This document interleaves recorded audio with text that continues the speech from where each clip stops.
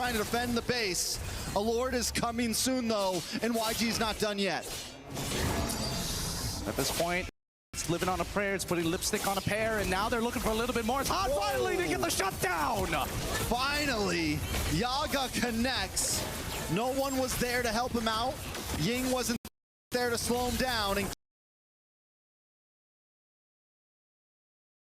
one walks in, nobody able to help out at all. Blink getting low, Sanji able to find Shen. Blink does finally drop. Yaga is finally picking up some kills on the board.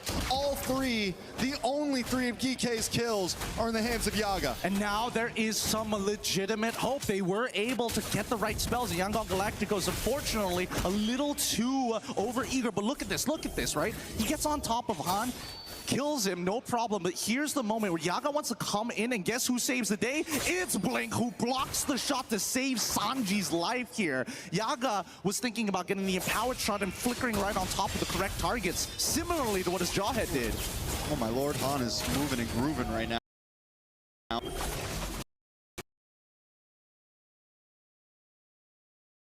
They're maintaining.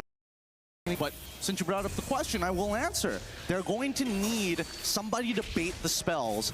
The only problem is I don't think that the YANGON Galacticos, when the Unstoppable Force comes out of Shen, they're just going to wait until it's done, right? Oh, Aizen down. Han able to get the kill. Blink looking for the next target. Ooh, beautiful flicker. Calling the dash preemptively, but Yaga to the backside. He flickers through. He wants Sanji. He's able to get Quinnock. Sanji goes down as well, and Yaga's picking him up. But Kai's finally gets the shutdown, and it's a full team wipe for A pretty good idea, but they could not collapse at the exact same time. There's just too many delays with the help of Ying, covering so much space. He's 3-0-16. This Ruby pick has absolutely demolished their comp as they start knocking on the front door. GK, what are you gonna do about this? You need 6 seconds. I don't think there's much GK can do. With the minions crashing through, YG does decide to back off. They're not gonna force it. But the jungle's gone. There's no bust for the side of GK, and Lord is up.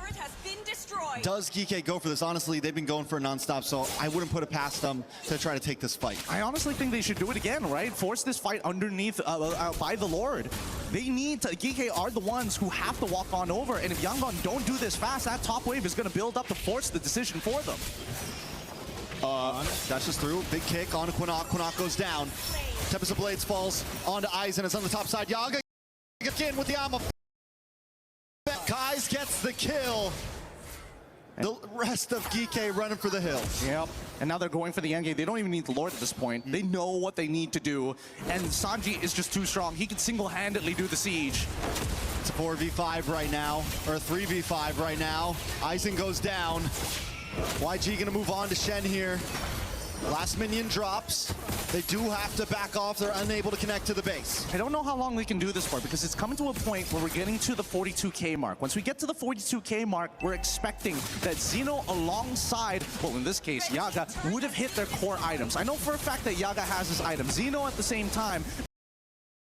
But that's especially for Aizen, literally 2 items. But I mean, in the end, right, Aizen, I think the big problem for GK, where's the major damage? You have some physical damage. Quinnock was never able to game. The Selena's always going to start to fall off a bit, you know? And it wasn't able to get that value you would get out of it in the early to mid. And at this point, without a marksman, without any kind of range, and with just physical damage as your major damage dealers, even once the core items come in, where does GK go with that? The physicality of their damage isn't the problem. It's the fact that this Ruby has literally blocked them at every single angle. Like, Yaga wants to close the distance, but he can't because he's melee. So at this stage, it really is just whether or not Ying can get moved out of position. Ying pulls Zeno back in. Zeno goes down.